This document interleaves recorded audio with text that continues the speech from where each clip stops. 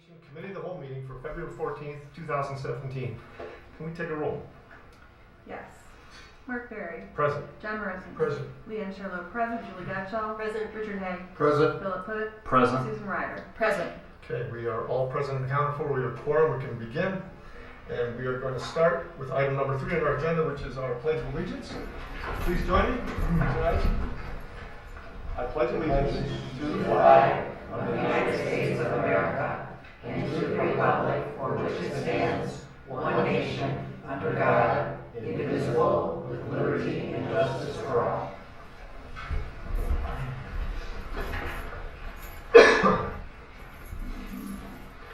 So the next item on our agenda is public comment, and we offer members of the audience the chance to address the board.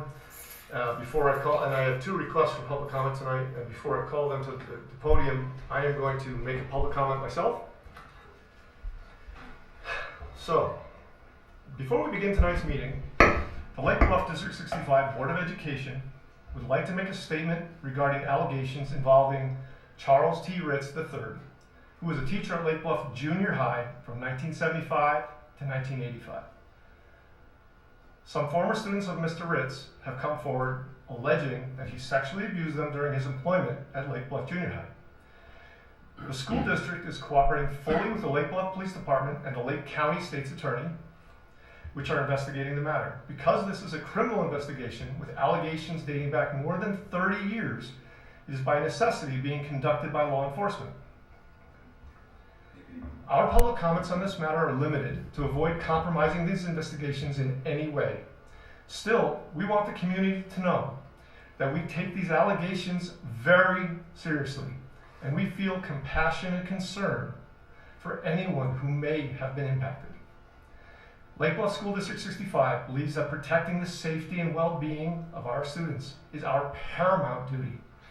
Recently, an online petition was posted seeking protective measures for our students.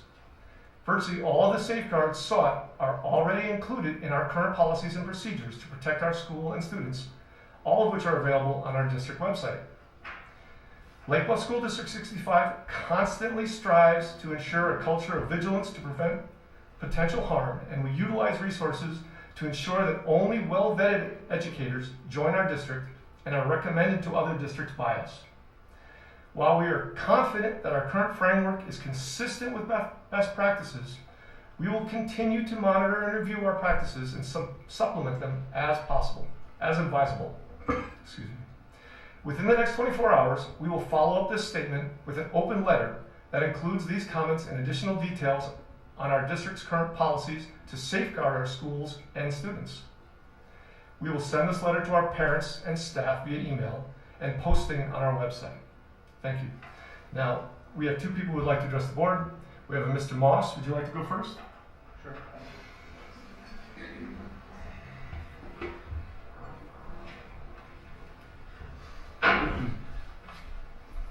If you could just state your name and where you're from.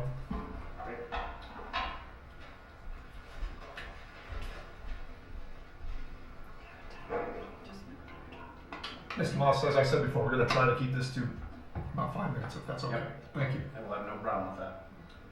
My name is Jim Moss. I live at 321 Rothbury Court in Lake Bluff.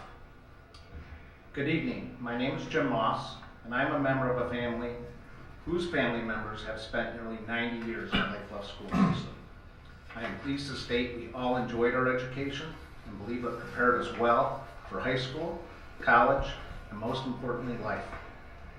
Tonight I stand before you in my least favorite role. To the best of my knowledge, I am the first abuse victim of Charles Ritz in Lake Bluff. The most painful aspect of this title is that I know there are 30 or more victims, and if I believe the statistics, the victims may number in excess of 100. I am here to outline a few truths and conclude with a request of this board. Truth number 1, Charles Ritz is a predator.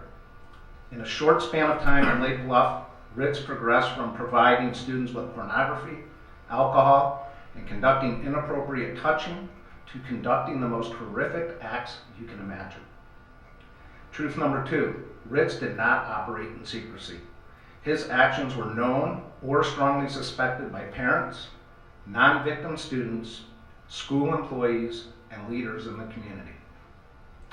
Truth number 3, Ritz knew he was wrong. Ritz constantly demanded that his students lie about where he took them, what he did with them, and what he gave them. This is inconsistent with the actions of an innocent man. Truth number 4, his victims are hurting today. The victim group has an inordinate number of people in therapy, people challenged to maintain relationships, people challenged to maintain jobs, and people with alcohol and drug addiction. The parents, friends, spouses, and siblings of the victims will tell you, if you ask them, that the victims never seemed the same after junior high. Truth number 5, the initial response of the school was promising. Mr. Ritz's resignation in 1985 was in response to a very serious and attentive process of getting to the truth in the months prior to his resignation. Truth number 6, the response of the school board failed on many fronts. The passing of the trash response of the school after Mr. Ritz's resignation failed current students, future students, alumni, Lake Bluff taxpayers, future employers of Mr. Ritz, and any future victims of Mr. Ritz. Truth number 7, the system is difficult for victims. The victims are presented with a path that questions their integrity and their worth. Disputes that involve he said scenarios are very tough challenges for an independent party to resolve. However, when one of those parties is a student, and that student says, "My teacher abused me," that issue needs to be resolved promptly and with dignity. Truth number 8, the victims of Charles Ritz are here to stay. The process of victims coming forward is challenging. Taking a step back at this point is not an option. It's never too late to do the right thing. There's no statute of limitation preventing you from taking action to respond to the needs of victims and to provide for the safety of students today and in the future. So I'll conclude with our request. A petition has been put forth to you with more than 300 signatures. It outlines 8 defined steps that have been effectively employed in similar situations to the satisfaction of all parties. None of the steps outlined prevent you from cooperating with law enforcement. At a minimum, we request that you establish the petition as an agenda item at your next board meeting and continue to include it as an agenda item until the board decides how to proceed. Your course of action from here will indicate where your priorities lie. We are hopeful you choose a path that clearly shows support for your former, current, and future students. Thank you for your patience and attention. Thank you. Thank you. And we have one. I don't know if it is, sorry, I don't know if it's required, but here is a printout of the statement I made and a copy of the petition with the public comments that were made by the senator. Thank you, Jim. Thank you. Thank you. Pass that down, I'll get that. We have one other request to address the board, Ms. Whitman, if you'd like to do that now.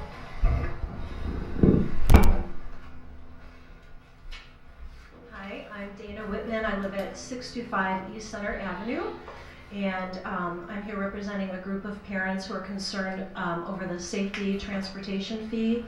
I didn't prepare anything formal, so I apologize if I stammer. But I was watching the video of last month's meeting, and it brought up a number of questions on how you came to the decision to support option number 3. My understanding is that option number 2 entailed a $100 fee for those users that would ride the bus, and number 3, which is what I believe was favored by the majority of the board members, is a $100 fee for everyone. However, for those of us on the east side of Lake Bluff who have students in the middle school, most of our children walk or are driven because riding the bus is not even an option. There was a comment about, well, there's the cost of crossing guards and teachers. In the morning, there's no teacher outside. She's standing at the front door, opening the door for students that need early entrance. Occasionally there's someone walking around, but the majority of the time there's not someone on the outside grounds in the morning. And then there is one crossing guard, but he's on Sheridan Place. He's not crossing the kids who are already on the east side of the school. In the afternoon, there is a teacher who crosses the children from the school to Artesian Park. So the majority of our kids on the east side are not even using the services of the teacher or the crossing guard. So we object to the idea of having a $100 safety fee. I also question, there was, I think the financial gentleman indicated that the $100 safety transportation fee would actually go to pay strictly for buses, and that any costs for the crossing guards and teachers outside would actually be paid out of the education/operation fund. Again, in which case we are already paying for that in our tax dollars. I also want to share with you, and this is from the Illinois State Report Card, which identifies the total cost per student in Lake Bluff. Our total cost per student is $29,104, as opposed to every other, well, a lot of schools around us, including Lake Forest, Lincolnshire, Deerfield, Libertyville, Highland Park, who are all at a minimum of $3,000 less total cost per student. The majority of our higher cost comes from operational costs, so we're already paying additional fees in all the surrounding communities in the tune of more than, for Libertyville, we're actually paying almost $10,000 more per student. And sadly to say, our scores are actually even lower than theirs when it comes from the off the state report card. So I'd like to share this with the board and request that there be further conversation about the fee and that it only be applied to students that are actually using the bus. I'm not sure if I have enough copies for everyone, but I'll make sure I get copies for everyone. Thank you. Are you done? We will be talking about student fees tonight.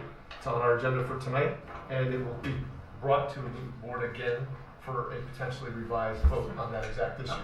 For many of the issues, the reasons you have raised, the board always looks at operations costs to educate all our students and is well aware of the competitive costs of the districts that surround us. It is a topic of conversation that we are very aware of. So thanks for bringing that to our attention. Can I ask a question? Let me just finish my thought. But we will reply to your concerns more formally on the website so that we can share that response with everybody. Okay. Tell me where you got your numbers. Off of the Illinois State Report Card website. And I would also disagree with, there was another argument that charging the fee would entice more parents to ride the bus. I would argue that there are many parents like me who would never put their kid on the bus for whatever reason. I drove my kids I've been in the community for 16 years, always opted to take my children to school, to drive my students, or to walk with them. And it was just a family decision because I just didn't believe in putting my children on the bus. So I disagree that all parents would choose to put their parents on the bus if it was cheaper. Okay. Okay? Thank you. Thanks, Dan. All right, we're going to move on to item 5 is the opportunity for board members to suggest an additional discussion item or a future agenda item. If anybody would like to add something, we'd be glad to take note and make that happen in the future. You can also email Gene or myself with suggestions for future items. I had an item that I wanted to add for discussion in the future. I've had a number of families contact me to talk about the cost of the 8th grade field trip to Washington, D.C. And I think it would be useful for the board to talk about, I believe that cost is about $1,200 or $1,300 per student. I'd just like $1,050, I'm sorry. We bring it up every spring when we look at field trips, so Well, we'll put a full discussion on for that. I think maybe even prior to that, because by that point people are making plans Okay. to do it. And the idea that we would talk about what families are spending and what the district spends and how many kids may not be able to attend. I think the point is that we've talked in the past about there being funds to help people who can't afford it, but I think there are a lot of people that may fall in that in-between range where it's a stretch. It's a struggle for their family, and yet they may not feel comfortable coming forward to ask for help. We can talk about that. We will review that next month then, and we'll report out how many people went, the cost, so that we can start getting that together before you approve contracts. Can I get back to one thing here, because it's bugging me a little. I take pride in knowing our numbers pretty well, and I don't recognize this $29,000 number. Can we, Jay, review what our total costs are exclusive of debt? And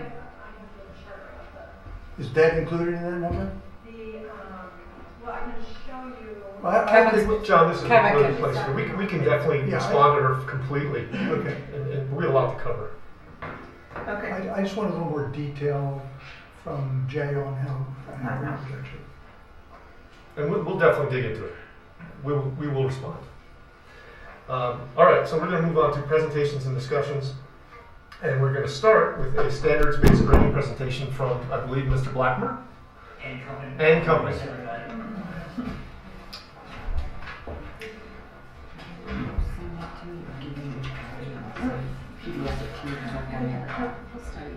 So good evening. With me today is the Lake Bluff Middle School Standards-Based Reporting Committee and its members. So I'm going to introduce them, and they'll be chiming in, and we'll be trading off throughout our presentation here. I want to warmly welcome Kelly Bay back. She's still technically on maternity leave, but was kind enough to come and help us out tonight. So thank you, Kelly. Anna Dunn is 6th grade language arts and reading specialist. Jane Tuig, 7th grade social studies. Allison Fink is 6th, 7th, and 8th grade health. We have Annie Schatz, who is 7th grade math, and Corinne Horner, who is 6th and 7th grade Spanish. So our intent there was to find a well-rounded group representing all of our different subject areas. Thank you for all for coming, by the way, and spending your evening with us. We appreciate it. The only one who wasn't able to attend is Susanna Corto, 8th grade science. She's helping her husband out, who's just had a gallbladder removed, and so, but she's still coming with us to DC tomorrow morning. So she's a trooper. Anyhow, we're gonna jump right in, and I'm gonna be the first person to actually start with a little story, if that's okay. Now, this is a story of actual students. Names have been changed. We're gonna start with talking about Joe. Joe is a student who, in a traditional reporting system, performs very well. Joe is compliant. He turns in his homework on time every time. Joe does well memorizing facts and figures, and when it comes time to take a test or a quiz, Joe typically does very well in that arena. Now, when you contrast him to Sam, Sam is also a very, very strong student. Sam, on the other hand, he struggles a little bit in the executive functioning end of things. So oftentimes Sam will do his homework, but he may lose it before he has the opportunity to turn it in. Other times he fails to get the homework done because his system of organization fails him when he gets home to remember, oh yes, I gotta get that done. Now the thing about Sam though is he can engage in the curriculum. He can engage in a conversation about what he's learning in many ways in a different way than Sam. And so as the teachers, we have an opportunity to often see this. Now Joe, you might imagine, as I described him, is our A student. He's the student who gets straight A's because of his performance on that homework assignment that never gets turned in late, the test and quiz that he can reproduce and regurgitate information to perform well on. Now, what he can't do as well as Sam is articulate the information that he may have learned, maybe apply it, have some conversation and contribute to that conversation in class in the same way that Sam often does. Sam can actually appropriately challenge his peers and ask leading questions that lead to a much deeper understanding of the content. And in fact, we've learned that Sam has a tendency to retain the information and apply it in a way that perhaps isn't communicated accurately with the letter grade that he ends up receiving, which in this case is a C+. Where Sam seems to fall short is in those other areas that we have a tendency in a traditional grading system to penalize. And so it's an issue. It's an issue for teachers because we see that we have two students who are both wonderful in their academic areas, but we have a grading system that is limiting us and our ability to communicate effectively with parents. So with that in mind, we wanted to talk about what a standards-based reporting system might look like and how that might change when we talk to both Sam and Joe, and more specifically, Sam and Joe's parents. Hi, everybody. So to bring some fairness and consistency, one approach to do that is the standards-based reporting approach. So I wanted to start with kind of big picture overview, and then as the presentation goes on tonight, we'll give you more specifics and even some examples about what this looks like. So to start, standards-based approach to reporting measures mastery of learning objectives versus just reporting out a grade. So it's going to measure their proficiency towards mastery. It's also going to be based on a specific set of standards, not just maybe a topic or content area. So it's driven by standards that students are expected to meet or reach in different grade levels or content areas. Standards-based approach also measures growth. So it's not just one point in time, but how a student may enter a class or course and then their growth over time, which is what we would hope to see. And then also, but not finally, we want to make sure that we are meeting individual educational goals for students. So when we think about personalized learning, a standards-based approach is one way that we can personalize learning and help to meet students reach educational goals.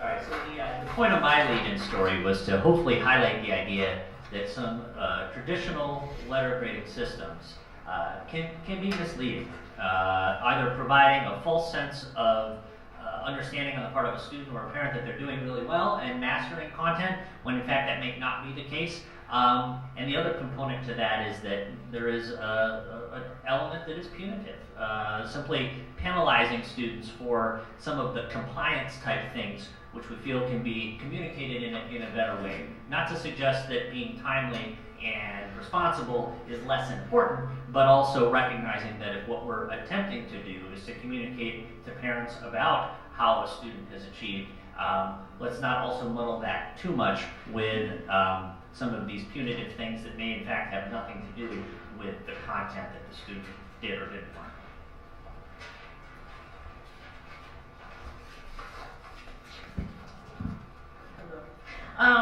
So another item that is driving our decision as far as standards-based reporting is concerned is what this does for our students is help foster the growth mindset. And what that means is that our students are more likely to believe in their ability to learn.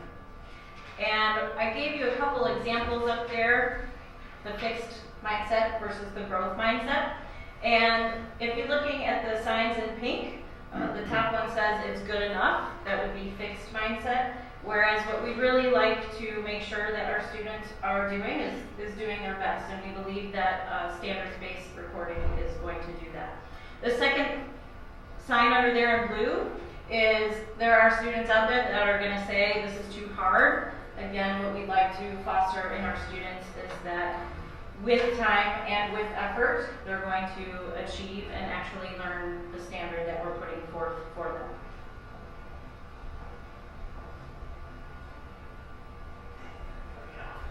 Okay.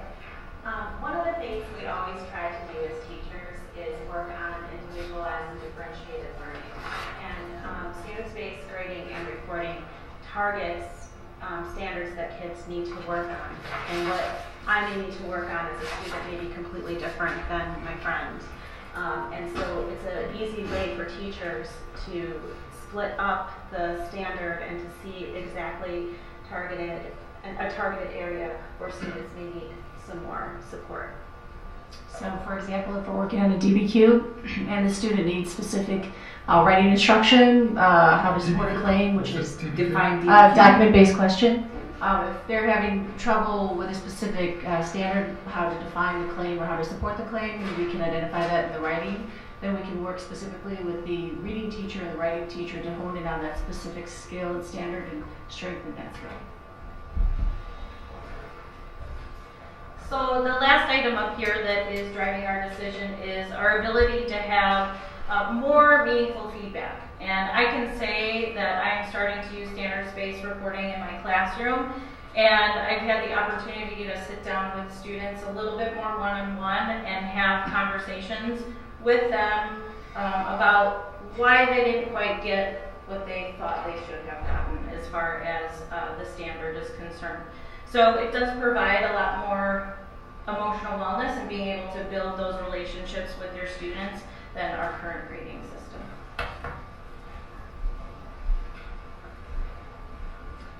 We want to be able to have effective communication. We want students, parents, and other teachers to clearly understand what concepts have been learned during the course and what concepts need more practice.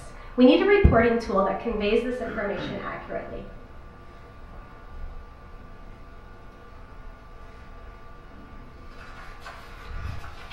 In a traditional reporting system, it uses a mix of assessment methods, quizzes, tests, projects, homework, mixed with effort and behavior to determine the final grade. Late penalties and extra credit may be included in that overall grade. Everything's entered into the grade book, regardless of the purpose or when it was collected. Grades reflect an average of all assignments, activities, assessments, participation, and one overall grade is given for the course. So then in a standards-based reporting system, what we measure is progress toward a standard, and all of those other things like late penalties or extra credit or anything that would be considered a learner characteristic or a skill that is attributed possibly to a student skill or anything that would be not academic, right, would not be reported in that particular standard. So it's just focused on the standard. In a traditional reporting system, assessments are based on a point or percentage system, depending on what course you're in. Criteria for success on any assessment may be unclear and may often include criteria not directly related to course content, such as collaboration with others and neatness. Emphasis is on the overall grade, not on the assessment. So then in a standards-based system, the assessments, the tests, quizzes, and projects are used as evidence of learning, of progress toward the standard. And so then the emphasis for the student is on growth and on learning, not did I get an A or did I get a B or what is, and then kind of thinking about what did I learn instead. In the traditional reporting system, grades are arbitrary across different grades, courses, and teachers. Students are trying to earn a letter grade that is calculated differently in each of their courses. Some may be calculated using total points, others with categories such as homework, projects, quizzes, tests. Students often don't fully understand the calculation on which their final grade is determined. So then in a standards-based reporting system, there are criteria that are proficiency-based. So it's the students have a target or a learning target to hit or a standard to hit, and the measurement is whether they hit it or not. And so those are clearly stated for students and available for them ahead of time as part of their learning. Communicating with students now. Here's a snapshot of a traditional middle school report card with a course, a letter grade, and a comment. Take a minute to look at the slide and think about these questions. What has Mike been taught this trimester? What concepts taught this trimester can Mike do consistently and independently? What are his strengths? What concepts or skills does Mike still need more practice on to be able to do them consistently and independently? What are his areas for growth? What are Mike's work habits? Does he complete classwork and homework on a regular basis? Is he able to manage his materials? Is he able to cooperate with his peers and contribute to class discussions? How can we as teachers, as parents, as stakeholders, continue with reporting course progress in a way that tells us so little about what our students have learned? The answer is there's a better tool out there. Yes, you can. Because this is going to be tough to read. So what's being passed out to you is a mock-up of a standards-based math reporting tool that includes academic content standards on the front page and learner characteristics on the back. Still hard to read, Nate, sorry. I'm thinking digital PDF, so it can be zoomed in. So what you can see, I'll explain it real quick. Student in grade 7, the course is Math 8. You have your content standards. Their performance descriptors are at the bottom. On the back side is the learner characteristics, which are the same as LBES, and the descriptors are down at the bottom. Down at the bottom for this. So I'm going to ask you those same questions I just asked. What has Mike been taught this trimester? So you can clearly see anything that has a score, Mike's been taught. Anything with a slash is a standard not assessed at this time. What concepts can Mike do consistently and independently? Where are Mike's strengths? So if you look at the performance descriptors, anywhere that shows a 4, Mike can consistently and independently do these on his own. See, he has a few. What concepts or skills does Mike still need more practice on? Where are his areas for growth? So you might notice that Mike has a 2 for solving linear equations using distribution and combining like terms. This would be an area that we could clearly target as the year progresses. What are Mike's, turn to the back now, what are Mike's work habits like? Does he complete classwork and homework on a regular basis? So in our case, Mike's earned a 2 for homework. He's progressing toward that learning characteristic. He's not quite doing it consistently yet. Is he able to manage his materials? He's got a 3. Does this consistently. Is he able to cooperate with his peers and contribute to class discussions? If you look under the cooperative learning characteristic, he's also earned a 3 there. He's able to do this consistently. As teachers at LBMS, we have a desire to want to communicate fully what we know about our students' learning in our courses. Standards-based reporting allows us to do just this.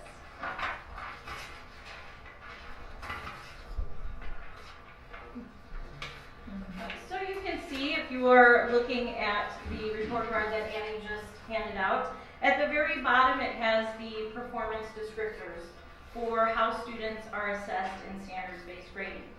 As you can see, a 4 would be that the student has consistently and independently.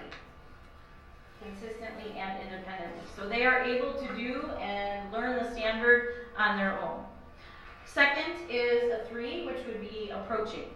And they are approaching this in a consistent manner and somewhat independent. So they aren't always doing it on their own.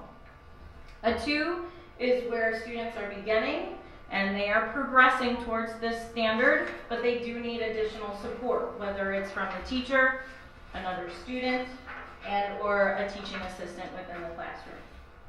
A 1 is introduced, and the student has been introduced to the standard, but they aren't clearly demonstrating that they're learning for that standard or towards that standard.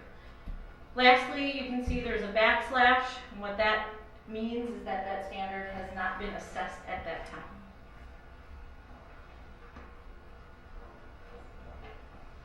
Learning characteristics are an inventory of those student skills that for a long time have been a part of a rubric. You guys have probably seen you test 30%, homework 20%, and then something arbitrary like binder checks or organization or participation is like some random 5%. So these learning characteristics have been separated out from the grades so that students like Sam from the first story aren't being penalized, because Sam clearly mastered the content, he knows what he's talking about, but because he can't get his papers to stop crinkling, he was, being penalized in his grades when clearly he knows the material. There are 3 performance levels for this learner qualities here, and there's 3, 2, 1. So the reason it is different is because if a student isn't bringing anything to class, that would still be a 1. A goal for improvement would be for them to bring something to class. So they're still progressing towards that characteristic. And there's no 4, there's no mastery, because these are those skills like homework, work habits, reflection, resourcefulness, And those are things that might take a lifetime to master, and they might change. And so what you might see for every academic class is that maybe these learner characteristics will change from time to time when they're updated in our PowerSchool system. Your student might be experiencing a new sport, a new house, anything that might have changed could change their attentiveness or their homework completion. What these do is provide background information. So if I have a student who's receiving 2s in all of my standards, we might be able to look at these learner characteristics and say, well, they have a 1 in homework and a 1 in attentive and a 1 in cooperative. So they aren't participating in class, not completing homework, and that probably explains the 2s on their report cards. And this is just one way that we can provide more specific information to you as parents on how your student is doing in class without the C meaning organizational things. The C or the 4, 3, 2, 1 would be about their content, and these learner characteristics would be about how they are as a student, which are just as important and provide that same information. So one of the things I failed to mention at the beginning is just how much work has gone into planning and preparation so far. Obviously, these guys have spent a great deal of time attending training and looking critically at their own content, but also working very closely with the teachers in our building to help them to prepare for a transition to a standards-based reporting system. One of the things that we did in those very initial steps is to identify a purpose statement. So we thought that would be important to share with you. The purpose of standards-based reporting in Lake Bluff School District 65 is to provide accurate feedback and to reflect student growth. This report communicates current levels of performance as students work towards specific learning standards. Learning characteristics are reported separately from content standards. Standard-based reporting fosters a partnership among students, parents, teachers, and administrators in monitoring progress toward meeting standards. So it's a mouthful, but we felt it important to encapsulate that. But the part we want to talk a little bit about next is what were those steps? What were those things that we have been doing? So just this historical perspective that Kelly will provide, and then we'll talk about next steps and recommendations going forward. So this has been a journey for us. It's been a work in progress to learn and understand what standards-based reporting is, to make the decision about if it's best for Lake Bluff and if it's best for our students. So we began this work about 2 summers ago, really at the administrative level, exploring what standards-based reporting is and if it's something that we wanted to dig deeper into. And we made the decision to learn more.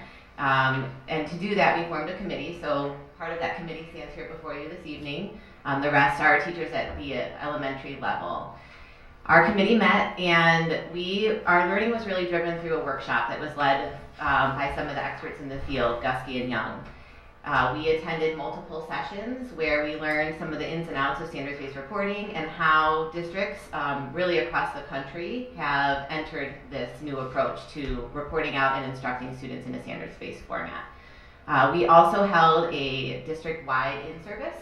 We actually found some colleagues within the area. Killdeer came out for a morning to walk us through some of their experiences, successes and pitfalls, so that we could learn from others, comparable districts in the area, and how they entered this new approach. Over the last summer, our committee worked hard to create a new report card at the elementary level that was issued and started this year with their full implementation. We also began some communication steps. How might we present information to you as a board, to our parents, to students, and to our fellow colleagues? This school year, as you may or may not know, the elementary school has gone forward with full implementation of standards-based reporting. And our teachers at the middle school have worked hard. We have spent hours of professional development transitioning and learning about how we're going to make this shift to standards-based reporting. Along with that, communication has been ongoing. So for next school year, we come before you to recommend that standards-based reporting be implemented at the middle school. We want to start off at the 6th and 7th grade level, and then also with our fine arts courses. So at these 2 grade levels, and then within this content area or content areas, we'd like to move forward with standards-based reporting and separating out those learner characteristics. Along with that, we're proposing a slow rollout. So our 8th graders would still receive letter grades with the learner characteristics separated. And our rationale behind this is The 1 year of transitioning to standards-based reporting and then entering the high school that is still operating in a traditional grading system, we didn't feel would be the best move for students. In addition to those big shifts next year, we want to provide ongoing parent education district-wide and ongoing professional development and reflection to our staff. Following that then, for the 18-19 school year, we see building-wide implementation at the middle school, so 6th, 7th, 8th grade, along with the fine arts would be operating under a standards-based reporting system, and we would absolutely continue with more professional development, reflection, how's it going, and what needs adjustment.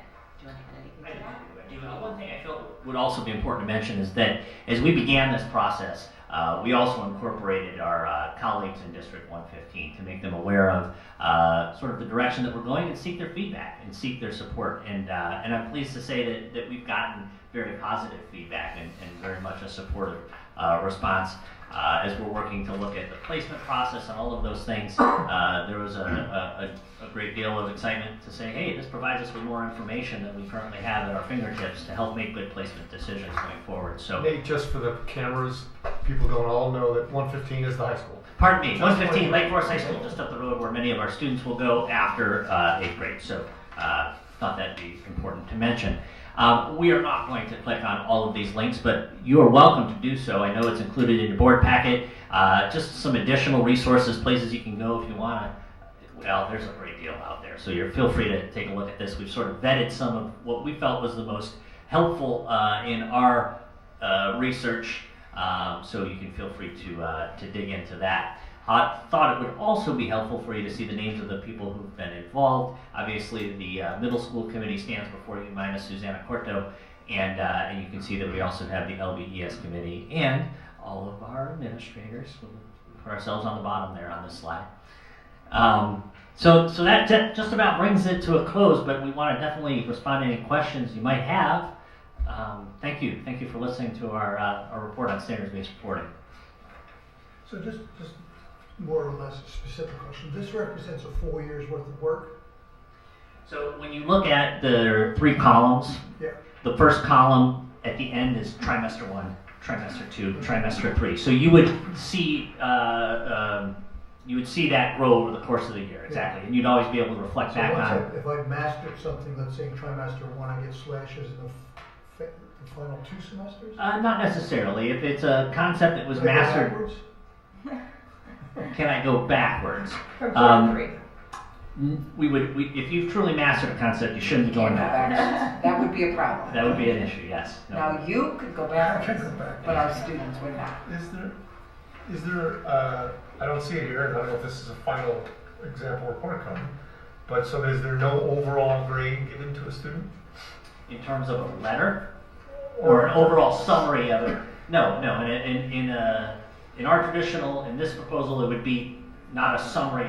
Again, we'd be going back to averaging in a situation like that. When in fact we want to be able to communicate the specific content. And it could be that you've got a 4 in most areas, but there's just one area you're still deficit in. We want to be able to report that out, and that would be highlighted there, but there wouldn't be an overall grade. And the only reason I ask is I did a little digging online, and I saw one district that found a way to do that, to report an overall grade. And so you said you have talked to the high school about this. Do they use standard-based reporting?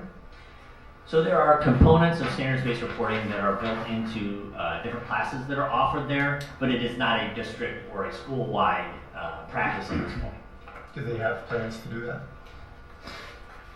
I believe they're looking at it, but I know that that's to be determined. I think it's too hard to speak for them. Yeah. I really do. So, a couple of questions that I've heard people say that I'd love to just sort of have to hear your replies to. Okay, and I'll just give you both of them, and you can. Well, if they're not going to have this kind of grading in the future, then why aren't we doing what they need to learn how to do when they go to high school? And if we aren't testing them the way we used to, and they can just do all these retakes, do they learn anything in between? They're just going to take the test over and over and hope for a better score? Okay. Perfect. Happy to respond to both of those. Okay, good. Both comments that I've also heard. I'll summarize maybe the first to be they have to learn to get letter grades. How are they going to be ready for that? And I will be honest with you. When our students come to us in 6th grade out of Lake Bluff Elementary, their first exposure to letter grades occur there. We don't spend a lot of time teaching that. They jump right in and they do very well. It's frankly a pretty simple system. It's a mathematical equation that we actually taught them much before they arrived at our doors. So they pick it up very quickly. The problem though is that it's not equally always applied, right? So depending upon the class, that formula could change.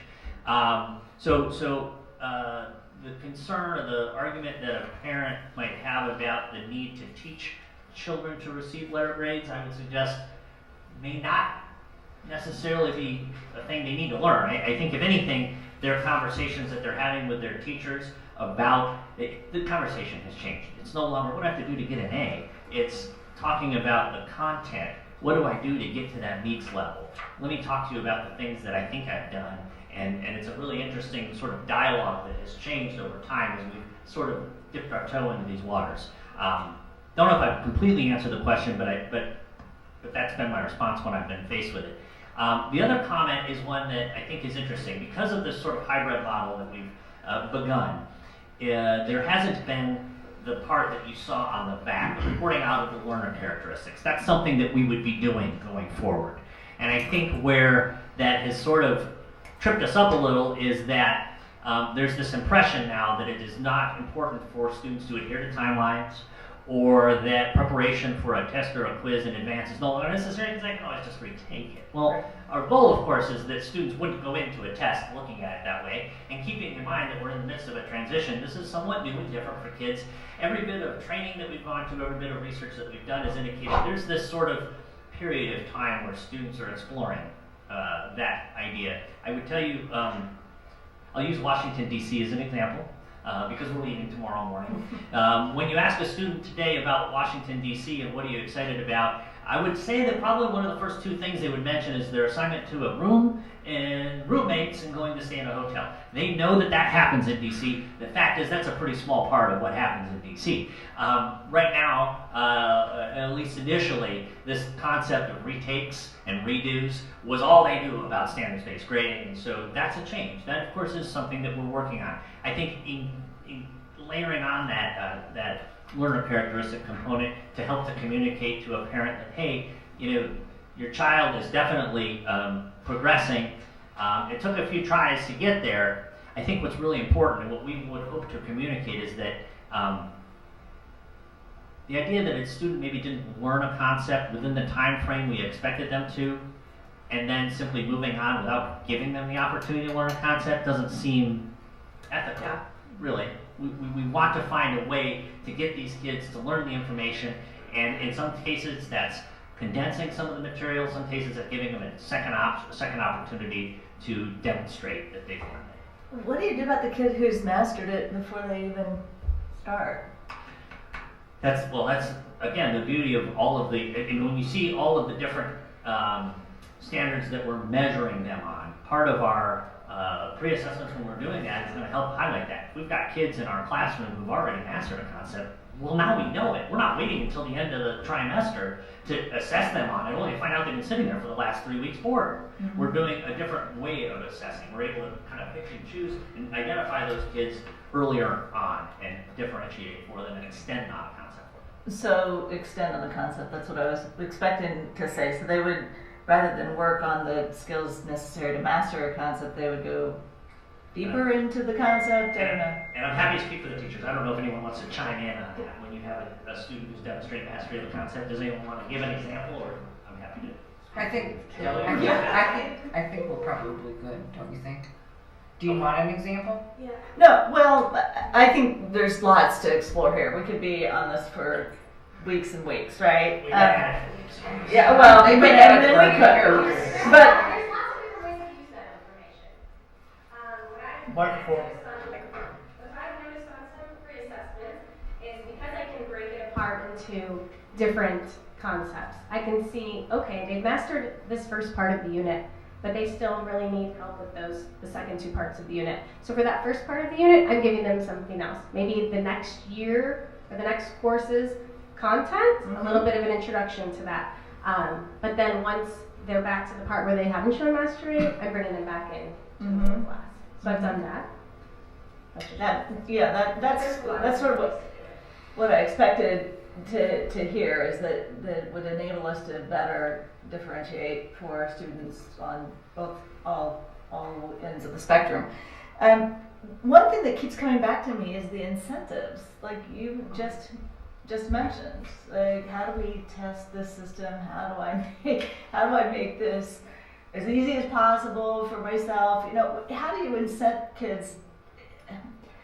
It's just a fact that kids are used to being incented by grades, you know, and how do we move them forward to incented by mastery, I guess? Some of what we've heard is actually the incentive isn't necessarily a desire to earn an A, but so much a desire to avoid the discomfort of the lower grade. You know, there's an expectation that if you don't bring home a certain letter grade. We hope to change the conversation to not be simply about a grade, which we know doesn't necessarily communicate effectively what the student is learning, and change it so that parents are having a conversation about the thing that they're learning, the content that's important, and we're seeing that in our conversations with kids now. But right, it's a shift. It's a shift because it's the same system that has been in place for many of us, and in fact in education for a long, long time. But let me just take it one step further on that same sort of point, and that is, and there's a lot to like here, so I'll absolutely grant you that. The one hesitation I keep having is executive functioning skills, the ability to do the homework and turn it in and train yourself for that life skill you need for high school, you need for college, you need for your whole life. And if, you know, so part of the feedback, you call it punitive, I may call it negative reinforcement to get them on the track of developing that skill. So are we backing too far away from that to relegating that? It shows up as a learner skill, but now it's just one item, as opposed to the daily, grades that you get to reinforce or not reinforce that life skill. It's a philosophical difference. It definitely is. I think the expectation isn't changing. I want to be clear. We're not saying to students, we're going to assign this and you can choose to turn it in or not to turn it in. There's an expectation there, and we're going to report to your parents if you're following that expectation. But I think the goal is to not make that expectation a determining factor in an overall performance summary. And to say, hey, you really hit it out of the park on everything I taught you, but I wish you would have gotten this thing in on time, so you're going to get the B. Yeah, just to drive that point just a little bit further on. When I look at your list here, I can tell you I probably couldn't do anything in your learner skills, but when I think about what served me well in life, on your academic skills, it's the learner skills in the back. So really, almost the most critical role that schools play is to teach those learner skills, not to, do you know what photosynthesis is, which, you may not need to know to be a functional adult. So anyway, just a point. But we're also charged with teaching the standards. So, right, part of our goal as a educational system is to create learners and lifelong learners, and so the country, the state has created a list of standards that we're responsible for teaching students, and they're responsible for learning. And so we believe, I think I can speak for the team, when we separate those learner characteristics, we can do a better job of seeing, did you learn the material? Are you able to demonstrate your mastery? Or are these other things maybe what's getting in the way, and do we need to target those to help your learning? And so we're still teaching those skills. If we didn't believe that they were important, we would have removed them altogether and said that it's just about the standards. But we do believe it's still important to know about their work habits and to document their ability to complete homework on time and to cooperate. But I guess taking that another step is, what incentive? I mean, if they're getting 4s, what incentive do they have to turn in their homework? If they are Sam, I guess it was Sam, right? Sam, who does not, he sort of knows intuitively, or is able to grasp things quickly in class, and so he doesn't have to go back and do the homework, and he's got 4s all the time. If we left him behind in learning that discipline that comes with homework every night or homework? I think not necessarily. I think just as the standards, maybe where on the example of my student, he's achieved a 2, perhaps in the academic standards, we know to target those. So we'll know to target the homework piece with Sam. We would also need to think about, as educators, is his homework appropriate for Sam? Is there something else perhaps that he needs to be working on to work towards growth? Because that's the other piece of the standards-based instruction or standards-based reporting. It's about growth. We are documenting, noticing, assessing where students are coming in at the beginning of a course, and measuring and believing that they're going to grow. So by the end of the course, there will be growth. One comment and then one more question. The comment is, since 2010 when we came on the board, 2011 we got on the board, we've been talking about differentiation. We've been talking about IEPs for every student, not just students who need extra help, right? And anything that pushes that forward is important from my perspective. But I had not ever connected these two, differentiation with the doing away with the letter grade, I guess, I understand why they're connected, and it makes sense, but I applaud the effort to differentiate for the kids everywhere. I think right now what we're thinking of is my kid gifted, is my kid not gifted? You know, is my kid accelerated, is my kid not accelerated? And that is such a broad brush to paint a kid with, right? Not just even gifted in one particular subject, but so I think this starts to get us to assessing the children more specifically in a personalized way. That's the statement. Other statement though, are we cutting edge? Like, how many middle schools in the country are doing this? I think a lot more than we might know or believe. There's really been some leading districts across the country that are doing this, and really some just in the surrounding areas. So it is more widespread, and it's really not as new maybe as we think it might be or feel. And any longitudinal studies? Do we have kids doing as well in high school as they would have done in the other program? Or do we have anything to I would say ourselves? What was that? I would share that the Stevenson superintendent, who totally endorsed this and helped all their feeders go for it, said that they're finding the kids actually do better because there's better information that goes to the high schools for their placement. And so the instruction is more targeted and the class placement is more targeted. And that's why there's such a firm belief in that area for standards-based grading. If I may, I also believe that we're teaching students to have more academic conversations with their teacher. Less of, Mrs. Dunn, how do I get an A? And more of, Mrs. Dunn, I noticed that I'm struggling on my introduction to my narratives. Can you help me with that? And so that would be a lifelong skill that we would want students to have. Less of, my goal is to get the A, more of, my goal is to meet fill-in-the-blank standard.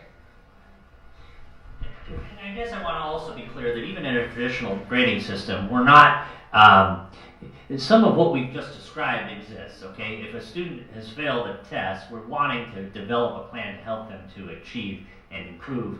I think that the conversation about honors and high honors that began several years ago is evidence of the fact that there's a great deal of students receiving honors and high honors. In fact, a very, very large percentage. And when some of the parents that I had spoken to came to understand that, again, the question was, well, geez, are we communicating effectively? Because are all those students performing at that level? And the answer is, we need to have a way in order to talk more specifically about how our students are achieving. This is something that can provide us with that. It certainly requires more work and effort on the teacher's part. I should be clear about that. A standards-based grading system is far easier. It's just a mathematical equation. The traditional ones. Yeah. Excuse me. Too long. Traditional grading system, yes. Guys? I just would like to say I appreciate the level of detail that's communicated in your presentation, and also in this feedback that you would give. I think the anxiety that I'm hearing from parents isn't whether students could figure out how an ABCD grading system worked, but a desire on the part of families for kids to focus on achievement. And I don't know if that's the right place for middle schoolers, but I think that's what the anxiety is about. Like, the kids need to learn that, yeah, you know, you're working on what you're working on in school, but there's also a point of you want to achieve, you want to have the best work that you can do, the best score that you can get, and that will down the line make a difference in what is available to you in high school and college, etc.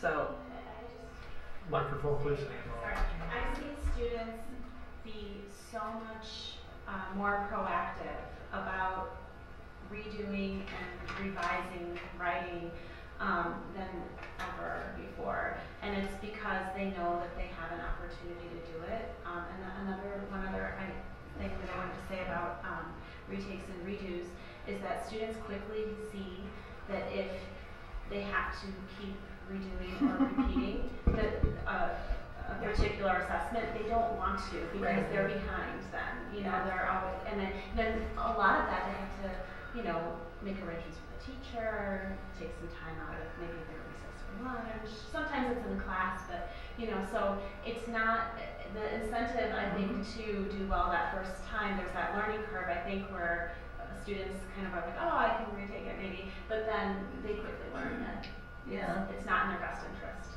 So the ones who actually do need to retake are typically kids who just didn't meet the mark the first time. I think the other thing that I want to share is that this team is taking their show out on the road and going to be presenting to both the PTO and the Alliance, that's my understanding. And then they are going to host parent nights, and I know Dr. Holland has promised us that she will be attending those also. So. I see some faces up there that look like maybe they didn't know that. It's not on the calendar. And I would suggest you guys spread the word about this. Will be up on video in a couple days, and if people have questions, board members too, if people come to you with questions, this is a lot of detail that is hard to put. If we were, and maybe we will just put the presentation online if it's not already, but that doesn't convey any of this the stuff between the lines. So spread the word. Any other questions? Okay, we got a lot to cover, so thank you very much. Thank you very much. Nate, what time are you getting up tomorrow? 45. He's not done yet. I'm not done yet, but they're gonna go. Thank you. Okay, so thank you very much, guys. We appreciate you coming. We are going to move on to item 6B, which is the 2017-2018 licensed staffing plan. Okay, actually it's licensed and non-licensed staffing. Together, okay. We're going to do licensed first. It's that time of the year where we look at our numbers and make some plans for our grade levels and how many sections. Just in the time we've been working on this, which we've spent an inordinate amount of time in the last 2 months, our kindergarten enrollment finally did go up.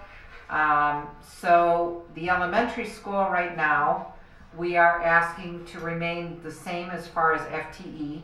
However, I would like you to know that we're going to keep an eye on grade 3. And the reason for that is that 22 and 23 could be a normal number, or it could be a high number based on the number of students that we have with special needs.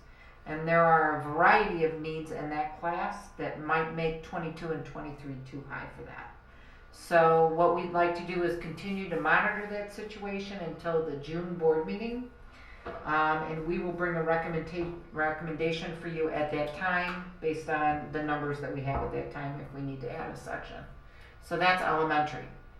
Kevin's going to talk numbers here in a minute. Middle school, you notice that there is a drop in students. Kevin will talk about that. I want to remind everybody that we knew this was coming. We've talked about it the past 2 years. It is that bubble that goes through, and we have the middle school model that we're protecting by keeping our staff. Nate's going to join Kevin up there to talk a little bit about the big key aspects of the middle school model. So Kevin, numbers quickly, and then Nate. So just to be clear, in your board packets there is one small error which says that the enrollment at Lake Bluff Middle School is going to go down by 14. It's actually going to go down by 24. Something that I want to be clear about is that we can only project what we know today. And so what we know today is our enrollment as of today. What I can tell you based on experience is that over the last couple of years, our enrollment has grown from the end of the school year to the start of the school year by anywhere between 2 and 4%. And so I'm not concerned about declining enrollment at the middle school. I looked back at our numbers last year. We were supposed to go down by 14 exactly at this point last year, and we actually ended up staying steady. So we're coming in with a recommendation to decrease staffing at the middle school by 0.1, and that accounts for licensed staff. And that accounts for the fact that we asked for your approval earlier on this year for additional staffing related to a math teacher. And so that accounts for that. In terms of non-licensed staffing, and we're not doing that right now. Okay, sorry. We'll move on to that next. Okay, and then everything at Lake Bluff Elementary School is pretty much staying the same. So if you want to stay right there for non-licensed. Nate, you want to talk about what we would lose if we lost middle school model? Sure. So some of the kind of key components of our middle school model, I think one of the big ones is the student-oriented emphasis, both on cognitive and emotional development. The teaming component, so you've got common time for our teachers, is critical for planning and preparation, and it's also a time when a common group of teachers who have all of the same students are able to get together and problem solve and work through issues to help our students to achieve, whether it be a student who needs extension on the high end or a student who needs support on the low end. That time is really critical for having those conversations. The interdisciplinary team is something that's really also very important. The fact that it allows us the opportunity to do cross-curricular instruction, to plan that cross-curricular instruction. Without the planning time, it's not successful, so we're able to do more of that flexible grouping in our model. It allows for flexible scheduling as well when the time comes. It may mean that a certain need, for example, I keep using DC as an example, it's tomorrow. Today we did some fancy scheduling in order to accommodate some of the preparation for that trip, but it did not affect our 7th and our 6th grade schedules. They were able to conduct their day as normal. If you were to go to a model where teachers are teaching across grade levels or teaching multiple subjects, that becomes impossible to do. It allows for subject-specific specialists. I think that's probably something that is worth mentioning. We currently have those teachers who are specialists in their area of content, science, social studies, world language, not maybe asking them to do science and math, world language and a foreign language, something to that effect. And would you typically have that in a junior high model? You may, yeah. We moved to junior high model in my last district because of financial concerns, and all the team time was cut out, and we had teachers that were dual certified that were teaching 2 different subjects. A bit more of a self-contained approach in many cases. Very much self-contained. Right.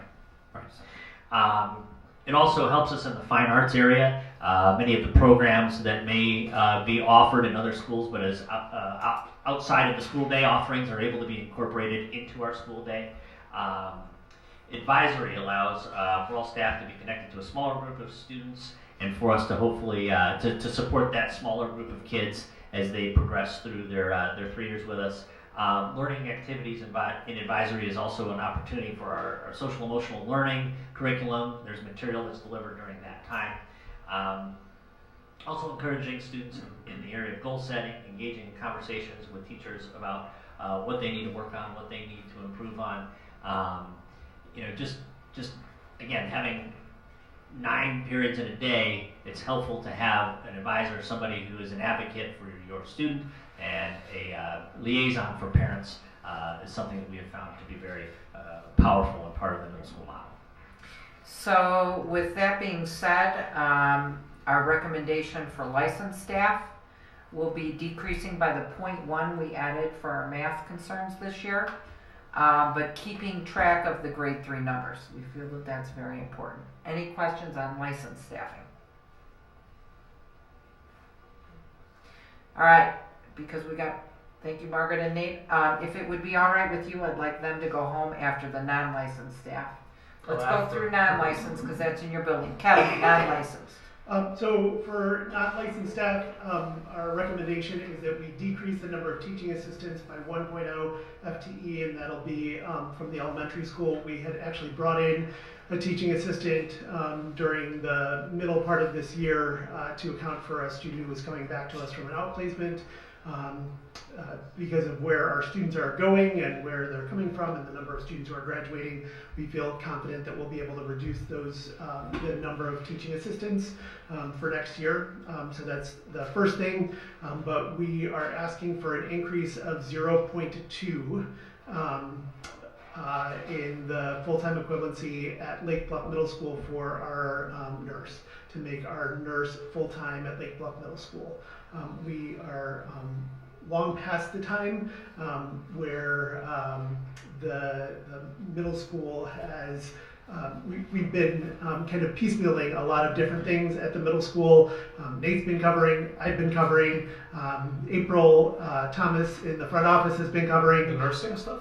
Absolutely. All of us have been covering on many different occasions, and with the requirements related to diabetes care, related to asthma and allergies, and related to lots and lots of other things, we are asking for an increase of 0.2 beginning next year to make that a full-time position at Lake Bluff Middle School for a net increase of net decrease of 0.8 for the next school year in overall non-licensed staffing. Anybody have any questions or concern on non-licensed staffing?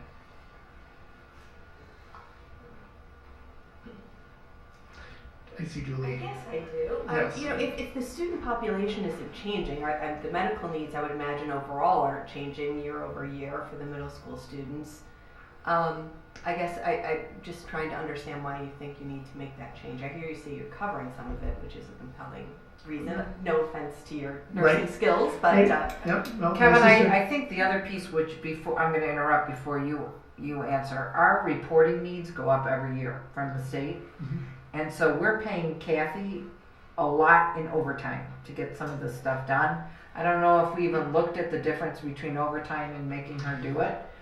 But her reporting is done outside the school day often because she can't get it done in her time period. That's how much our reporting is. And that's a big part of it. I think that the other big piece of this is, if you'll remember, we came to you a couple years ago. This was a 0.6 position. We came to you a couple years ago and asked you to increase it to 0.8, and we thought that that was covered. And really since then, the state has put more and more on us in terms of the reporting requirements, and it's really the asthma and allergy requirements. About the asthma and allergy specific plans for every single student who has asthma or allergies that we're required to have. It is, while there may be 24 fewer students or 32 fewer students coming through the middle school next year, even just having 1 or 2 extra students with asthma or allergies or with diabetes can make those reporting requirements go crazy. Did that answer your question, Julie? It does. Okay. Thanks. Okay. Anybody else? Questions on the staffing plans? All right, we're going to move on to the school calendar draft for 2018-2019. Shelley, I have a quick question for you because mine doesn't have dates for winter break on it. Yeah, there's. It's like none of them came through. The start of school, none of that came through. Thank you, you guys. So then maybe we'll table this to the next You know, meeting. I have to look at the dates. Here's what's going to happen. None of the dates showed up on here. I think what we'll do is bring this to you for approval. Just know that ours is specifically aligning right now with Lake Forest High School for 18-19. Knowing, like we do every year, we say this is gonna be our calendar, and then if and when Lake Forest changes it. So unless you think we need to bring that up for a discussion and then bring it to the March meeting. Well, that's the overriding guiding principles that aligns with Right. it has to All right, be. we'll bring a full calendar to the next meeting. All right, so item E is an Olson transportation update, and That Jay is going to give that.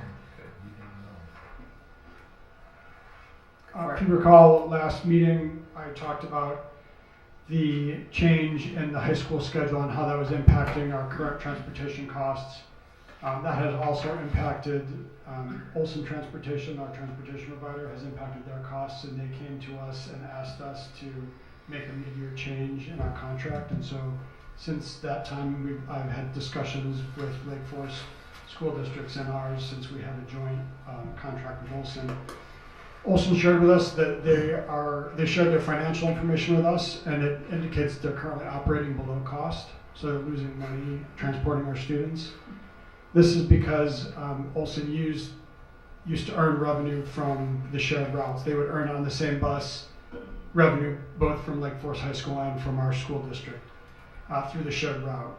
And though we do have a shared route price which is higher, a non-shared route or an exclusive route price which is higher than our shared route price, it was being heavily subsidized by that. So currently, if you look at their whole business, they're losing money. Lake Forest High School indicated that they'd shared their scheduled plans with Olson in advance, and so Olson does bear some responsibility for not adequately projecting the impact to their business. But we have a mutual interest in each other's welfare. We have been and are still getting a great deal on busing, and our costs are significantly below most other school districts. I've benchmarked other school districts and seen recent bus bids, and we know that we really don't want to go out to bid. We're currently operating at route prices 30% below some other districts, even other Olson districts. So what we discussed was a way to make sure that both parties can operate successfully. And the discussion, which would come back in the form of a proposed contract at the board meeting either in February or March, was to retroactively increase the shared route price by 3% from the beginning of the year through the end of January. This would make Olson's business break even for that period, so it would recoup their losses that they've had to date. Then from February 1st to the end of the year, we would increase it an additional 2% to get them back to a historical profit margin so that they're making money on their business. And in exchange for this, we would lock in pricing through next fiscal year. So we would have a contract that would extend through the entire school year next year at some minimal price increase that would be wrapped into this contract amendment that we would bring. Financially, this is estimated to cost the district an additional $18,000 this fiscal year. So our cost increase from versus last year would grow from $80,000 to $100,000, and the percent increase would grow from 30% to 37%. We've been able to pay for a transportation fee holiday for the past 4 years because transportation was so affordable due to the route sharing agreement, and I don't know how long, if or how much longer we can continue to do that, so we'll need to educate our community on the changes to our cost structure and the need to bring in additional revenue and look for a fair way to do that going forward. We need to start educating the community, I think. We're going to be talking about that in student fees tonight. We'll be talking about the fee portion of the student fees, but if you have any questions about the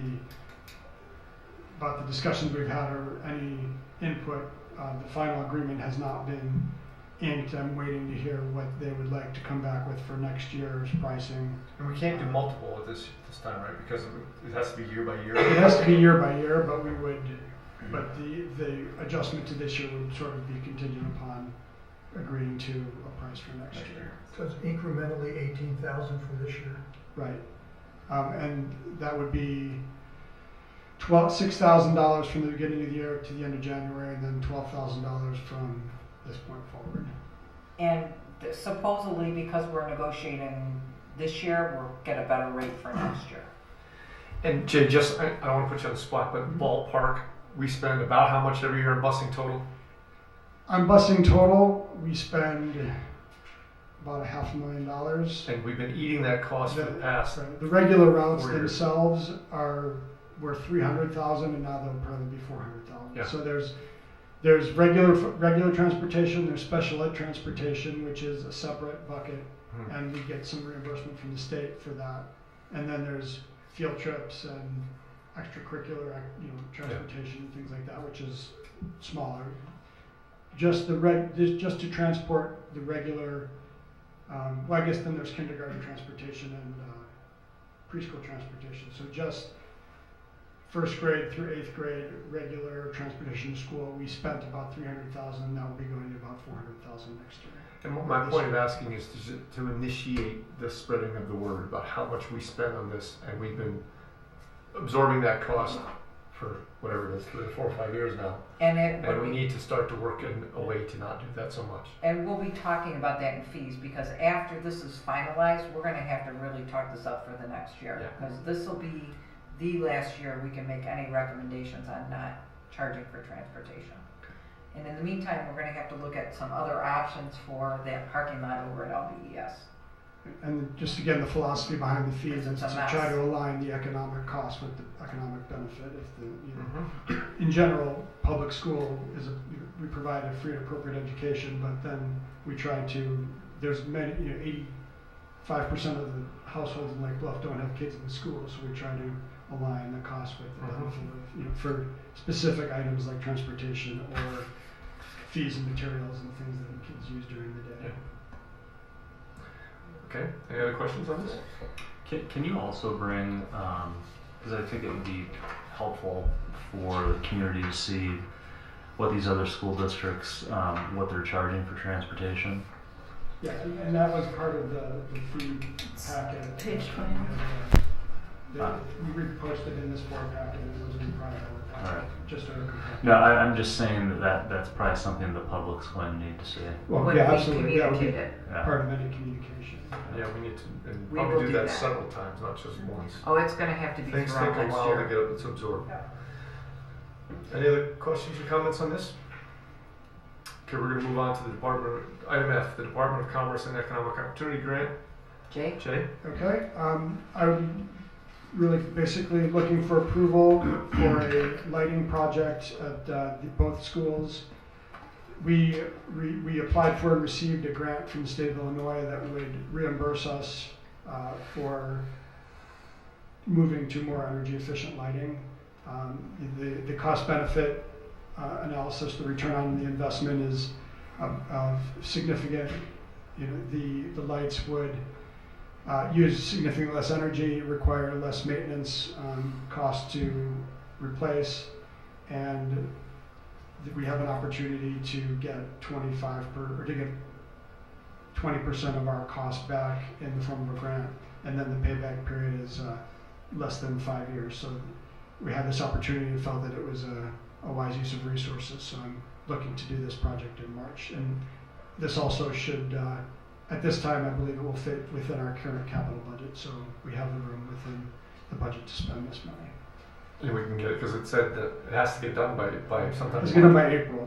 Can we do that? That's pretty fast. Yeah, they're just waiting on approval, and they can come out and do the projects during the month of March. And how long do these kind of lights now last? Are they estimating?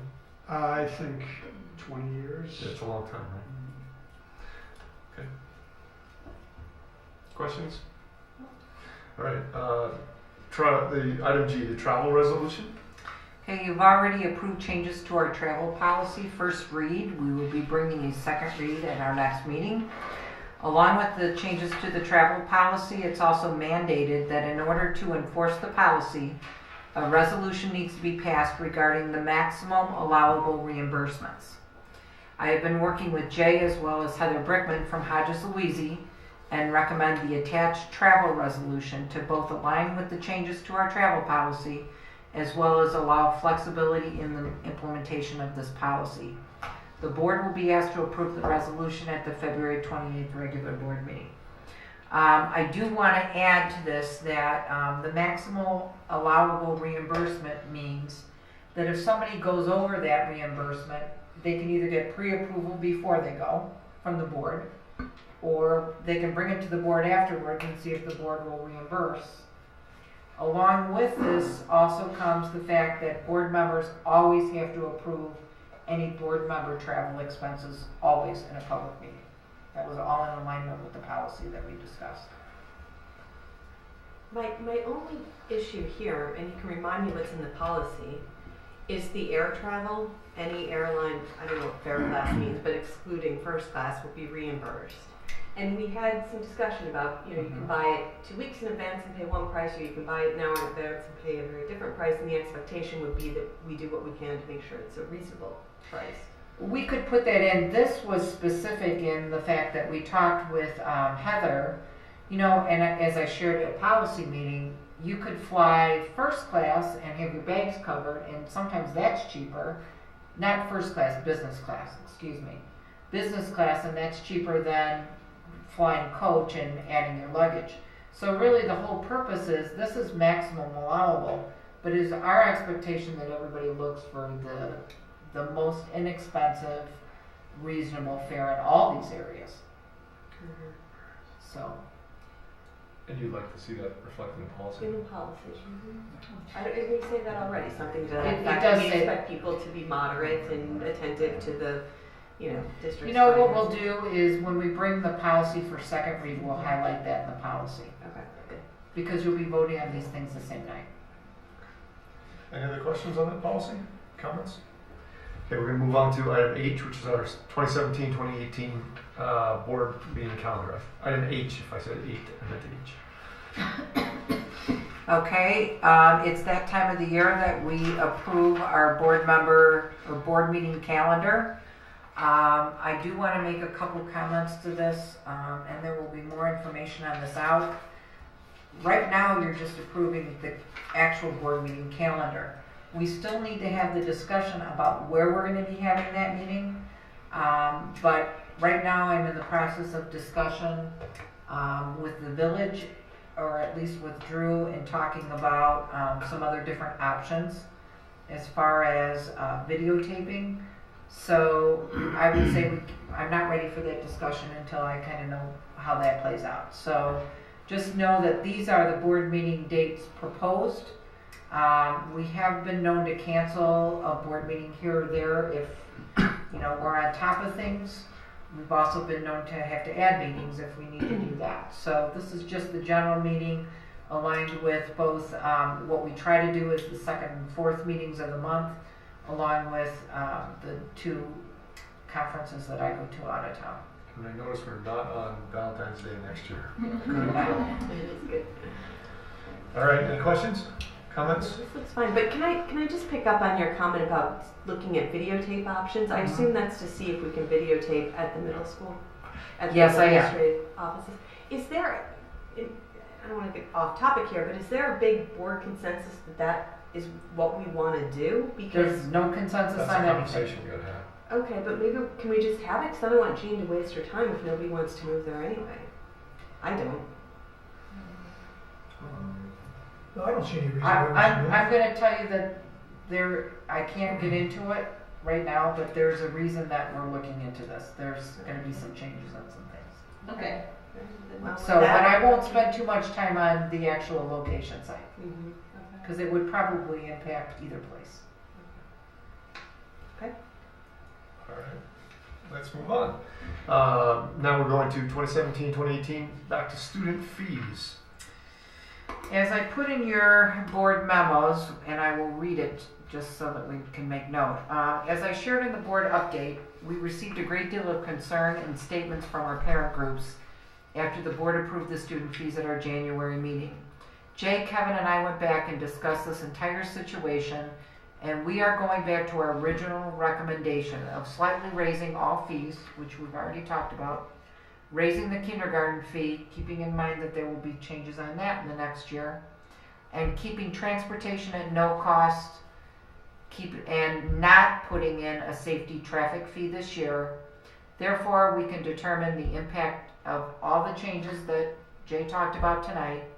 We can publicize, we can really communicate to everybody what's going on with transportation.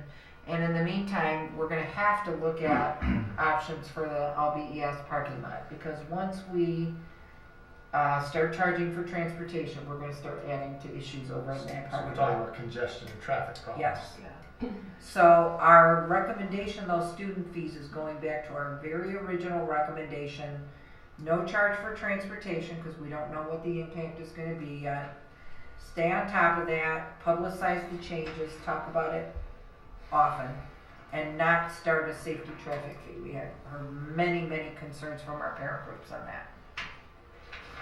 So not start it yet, the idea being let's get more buy-in, Exactly. consensus on what it should be going forward. And Never implemented, just don't do it yet.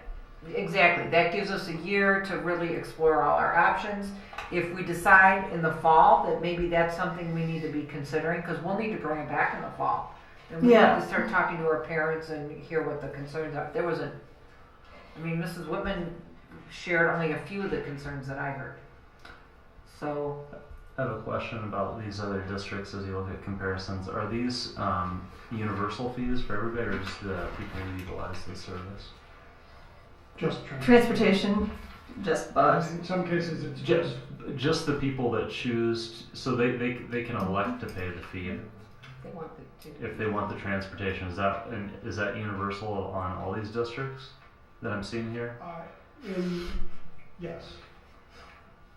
Not all districts are the same in that some districts are required to provide transportation for students who live in excess of a mile and a half from school or on a hazardous route, and others are not. To use Lake Forest as an example, the Lake Forest districts are not required by law to provide transportation, so they charge a fee to anyone who wants to ride the bus, and only those who pay the fee to ride the bus. At Deerfield, for example, they do provide transportation if you live on a hazardous route or in excess of a mile and a half from school. But if you want transportation, if you live within a mile and a half radius, then you pay that fee. And then some of the other districts are a mix of those two things. I mean, I'm happy to kick the can down the road and not implement any fee this year and have a broader community conversation about what it should look like going forward. But- That's fine with me. Yeah, it's fine with me too. I think that I think you alluded to it. We're delaying the inevitable. we're delaying the inevitable. It's an inevitability that we're going to have to charge people for transportation. And, I think the other piece of this as we talk with the community is, if we just go to a user model where you pay to use, I think the community needs to understand, as Jean mentioned, our traffic congestion and what goes along with that, our tardiness issue, which impacts learning. And For all kids, not just for all the kids that are students, like- for all students. And, we brought it up last time that the tardy kids are the ones that aren't taking the bus, almost universally. Yeah, because the buses get there on Yeah, time. the buses get there on time. Buses get there on time. Or the kid misses the bus. The kid misses the bus and doesn't So, get there. Bus riders that miss the bus. Plenty of bus riders. If I'm a parent and I read this in the news about this fee being imposed on everybody, it probably would have been a shock because they don't know the information that we do. So, so I do think we want to take a year to explain to people, what the pros and cons are to this. But the bottom line is there's going to have to be a charge. I think the other thing to add to that, I agree with everything you've all said. I think we have to do a better job of publicizing. I will also tell you that, and I know I'm the voice of gloom and doom, but funding will be changing in Illinois.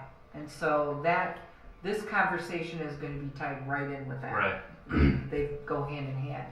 And I think when people realize the impact a district like ours is going to have, based on some of these proposed funding changes, there's no question there's going to be some changes here.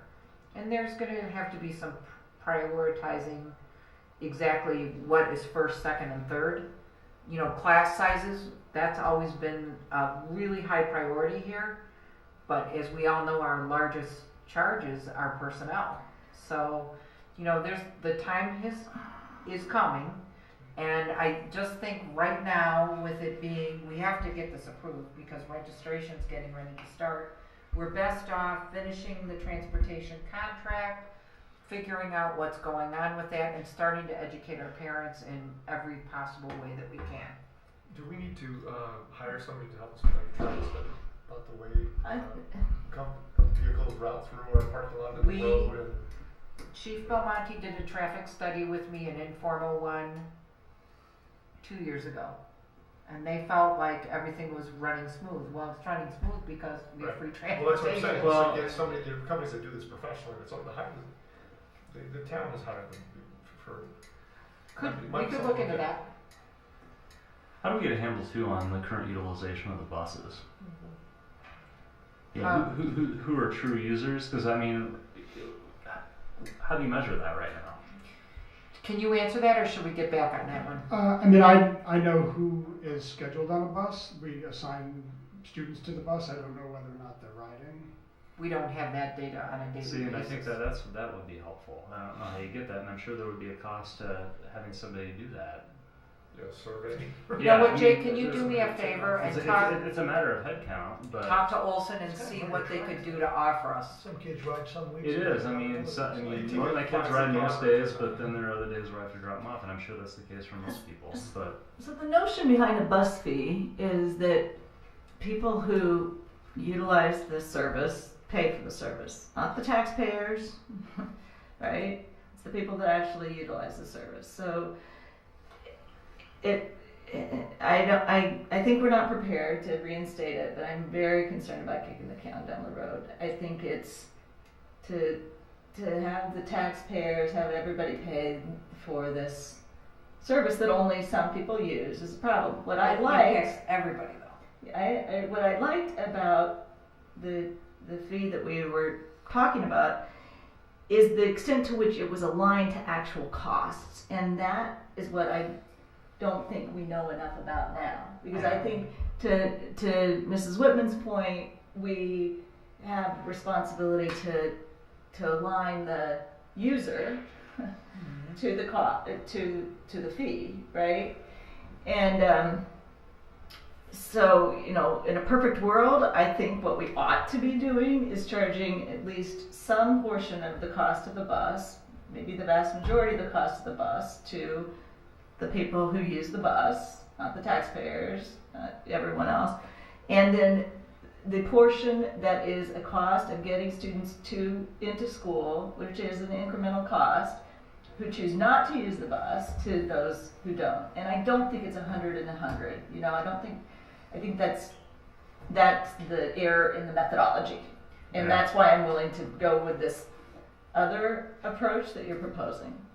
But there's two components to the bus ridership. There's the people who are on the bus route but choose to drive instead, and then the people that are on the bus route that use the bus. And then you have this separate group of the walkers, the people that aren't on a bus route, that can't get the service because they live in East Lake Bluff or whatever. And I do think maybe we need to explore, and it may just get too granular at that point, but we want to disincentivize people who are on a bus route from driving.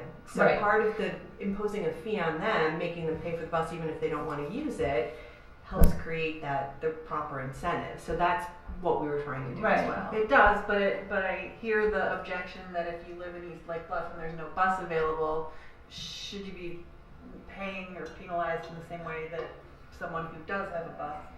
I don't know. I think there's a lot of things that we need to get information on, but the bigger part for me that I'm concerned about, because when I discussed it with a couple of our parent groups, they had a lot of concerns, but they also were we provided a lot of information that they had no idea about.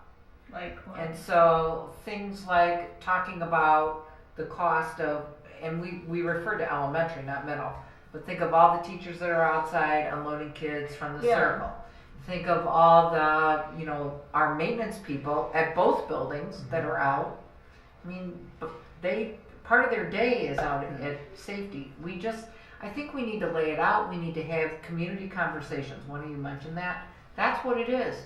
And it's even going to be bigger than just transportation. I think it's going to be encompassed in everything that we do, because it's going to change with kindergarten too. Well, Yeah. and I think this is part of the conversation that should take place around strategic planning. Right. This is one element of, we're going to have to pay for more stuff out of pocket. And what is it? I mean, you have to, the public's going to have to see the trade-offs that we're going to have to make, or the, bigger class sizes. Okay, that we. We don't have bus fee anymore. We're gonna have bigger class sizes, so they're gonna need to see those articulated, what the trade-offs are. And the taxpayers are now paying through the transportation fund. I mean, the taxpayers are paying $400,000 a year for transportation. Right. Yeah, that's a sunk cost. That's why we did it. Well, but it's part of our tax dollars. Right. But at this point, we had it. Now, the other question I have is the fact, I do see buses go by my house. I live in East Lake Bluff. So there are some buses in East Lake Bluff. Elementary does, but middle doesn't. Have we ever thought about the cost incrementally of having buses in East Lake Bluff for all students and require people to take the bus? Required? You can't require anybody to take the bus.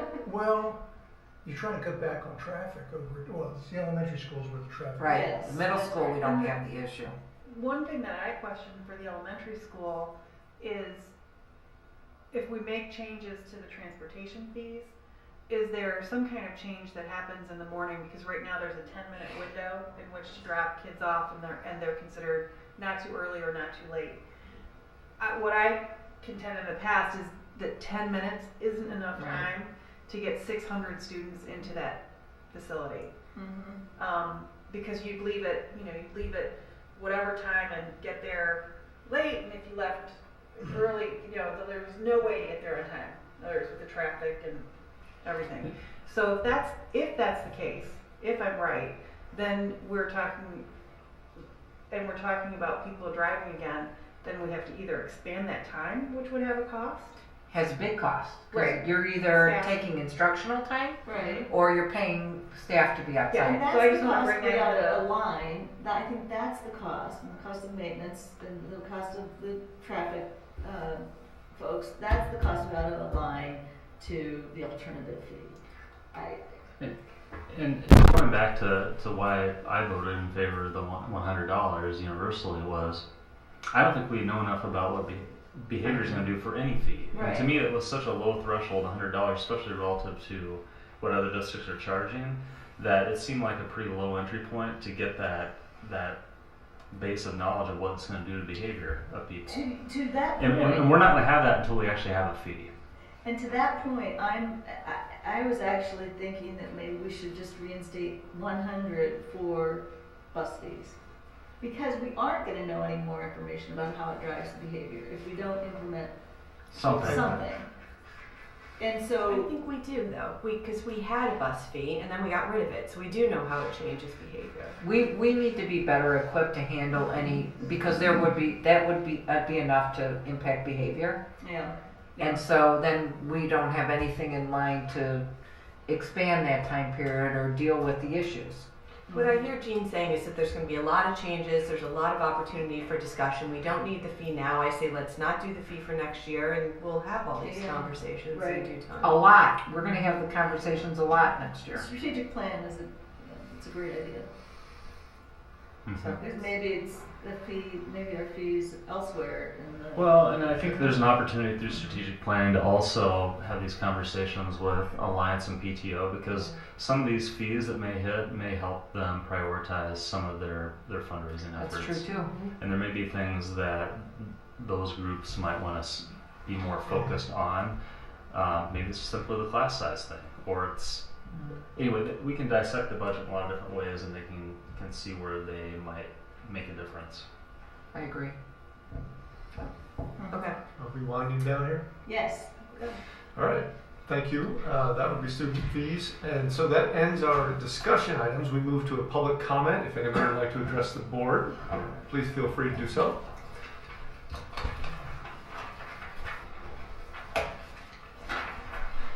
Hello again. Hi, Dana Whitman again, 625 East Center Avenue. So on the standards-based grading, the topic came up when we had our first parent-teacher conferences at the beginning of the school year. And my daughter's advisory teacher really didn't understand it at the time.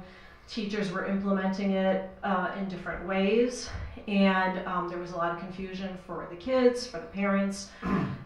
We just had our second parent-teacher conference and went a little better. It seems like some of the kinks are getting worked out, but I would like to point out that this is something that has been around for a number of years. I went online and started doing some my own research on this, and dating back to 2011, schools have been arguing over it. And actually, I just want to pass out something that was happening in a school district in Iowa. Citizens working to fix standards-based grading. They're finding after implementing, it's really not working for a number of reasons, and mainly based on a lot of the questions that you all brought up today, which is, what's the incentive for the kids to achieve anything? I have a high-performing student. She used to be excited about coming home and showing me her tests where she got 103% because she also got the extra credit. Now I have to ask her, how did your test go today? Mom, grades don't matter anymore. This used to be my type A student who wanted to do everything she could to get A+++, and now she doesn't care about grades. So it completely disincentivizes that advanced student. Now I have another student who's in college who was kind of on the, I wouldn't say the opposite end of the spectrum, but she had test anxiety. She would have failed school on this grading. She would have retook a test over and over and over and never passed. The only reason she got A's and B's in school all through middle school and high school is because she was a diligent student. She handed in her homework, she participated in class, she wrote very well, she participated in extra credit opportunities, but put a test in front of her and she couldn't do it. So I find that the standard-based grading, I think, is very difficult to implement for a number of reasons. I also wanted to point out that a couple other things that I found online. This comes from the Chicago Tribune from, I don't know my reading glasses, sorry, 2016. Downers Grove implemented and they scaled back to only using it in the elementary school. Deerfield Public School District, same thing, started it, scaled back to only K through 5. Vernon Hills stuck with it, but they added a, maybe it wasn't Vernon Hills. There was another school district that added a level 5, so it was more equivalent to an A, B, C, D, E, F. There were 5 levels. Wilmette Public School District 39, they decided that they would not do standards-based reporting because it would be contrary to aligning with New Trier, and that it's absolutely not something that would be consistent with kids getting ready for college. Colleges won't accept the 1, 2, 3, 4, and that was based on a comment from, someone from the Teachers Illinois Board of Education. I can't find their name right here. But anyway, so here's, I only have one copy of this. I don't know if someone can If photocopy you that. get that to me, I'll PDF it to all of you. And then another article I found is from a teacher from the Chicago Public School System. They actually implemented something called No Zero policy, but it's similar to standards-based, in which the kids no longer, you can't get a 0, it starts at 50% and goes up from there, which essentially is what standard-based grading does. And they said, based on the results, even though both batches of freshmen were similar academically, on-track rate rose from 59% to 87%. Since few students were truly failing, hardly anyone thought they needed to work hard to improve. With 80% of our freshmen considered on track, one would expect that those in the second group would have much higher standardized test scores, but in fact, the ACT scores of both groups were nearly the same and equally abysmal, a 15.1 for those with a 59% on-track rate and a 15.4 for the group with 87% on track. So it's showing here that even though the scores are the on-track ratings are going higher because kids are retaking, and so they're achieving that level 4 level. But when they actually take standardized testing, the ACT, SAT, the scores don't change at all. You know, I find cherry picking this stuff is not very useful to me. I'm a data guy. I like to see broad. Well, that's what, yeah, I'm a data guy too, so. And I know nothing about this, by the way. I'm not advocating one way or the other. But I need a solid base of evidence to make a final decision, and I think doing this sort of thing just isn't very useful to me personally. Okay. Well, I find I'm data driven as well, and so I'm kind of curious to find out how the decision was made to actually move in this direction, because there is no data to support that it actually has an increase in student scores. So there's a lot of data. So Ms. Nate Blackmer's team presented some websites with evidence that it works. There are an equal number of research on the topic to show that it isn't working, that it's actually failing the students. So I think that the decision does need to be made on data, and there's a number of schools who have found that simply not working for them. Can I ask you to perhaps summarize your handouts and the crux of your argument that you're making in a memo to me or to Dr. Sophie? Okay. And we can respond to that with like your very last point about interested in seeing the data that supports this move, and perhaps we can respond in a data-driven fashion and answer everybody's questions all in one stop. Yeah, that would be helpful. Yeah, it would be helpful. Well, and I think usually our practice would be to make a response to her, also a response that was just. Absolutely. Oh, yeah. Yeah, it's not, this is not an individual conversation. So it would be a district conversation. Yep. Okay. Absolutely. And I would just argue that it isn't something that potentially would be rolled out the high school. That was in another article too, that it just simply wouldn't work in the high school realm because colleges are not going to accept it. And so we're not preparing, if we move in that direction, we're not preparing our kids for high school. Points well taken. So like I said, if you can summarize that and then send the articles as attachments as well. Okay. That way we have something we can specifically respond to and share some of the points that we're trying to make more clearly. Am I allowed to ask a question? Well, I'm just trying to wrap things up. But I can't answer, I don't think we're going to have specific answers for you. Well, is the standard-based grading, is it something that's already moving forward, or that's being discussed, or has been approved by the board as we're moving forward? Let's see. I don't think we approve this. No. It's a dance floor issue, right? So there's many things that we do get involved in, but as I understand it, the grading, we understand it, we explore it, but ultimately that's an administration teacher decision. Am I right about that? You are. In general, I mean, we obviously need to dig into what you're saying to help the decision get made in a way that reflects the ideals of the community. I think that's our role. But ultimately, this is a decision that is made by the administration. But I also think, the comments are very important for us to be able to respond to all parents. And I have the articles, so you don't need to worry about getting those to me. But if you could put it in a memo, what we did way back is any questions you have, we'll respond to and put it on the website for all parents to see. And certainly that's our intent, that everybody's comfortable with what we're doing and understands why we're doing it. It really does align specifically to the very last thing in the strategic plan that we have not accomplished yet. It's personalized learning and differentiation. Right. Thank you. Thank you.